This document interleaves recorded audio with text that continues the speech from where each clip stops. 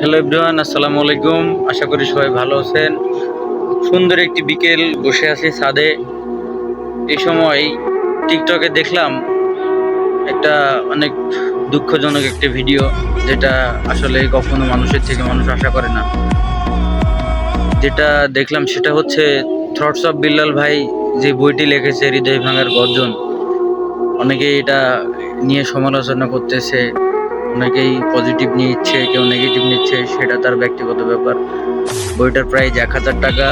যার ভালো লাগবে সে কিনবে, যার ভালো লাগবে না সে কিনবে না। কিন্তু এক ভাই দেখলাম ভিডিও করেছে, কমোটের ভিতরে বইটি রেখে আহ, ও বইয়ের উপরে প্রস্রাব করছে। আহ, কিন্তু ভাই, তুমি এগুলো করতে পারো না। এটা মানুষের থেকে মানুষ কখনোই আশা করে না। একটা জিনিস তোমার ভালো নাই লাগতে পারে, তাই বলে তুমি এটা করবা?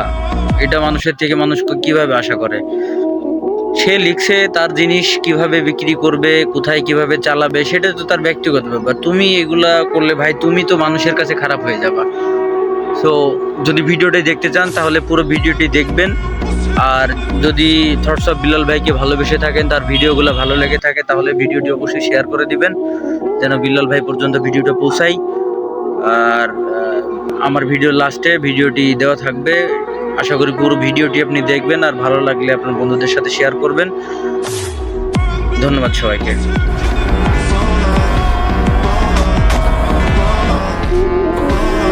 Não cessa do fim de semana.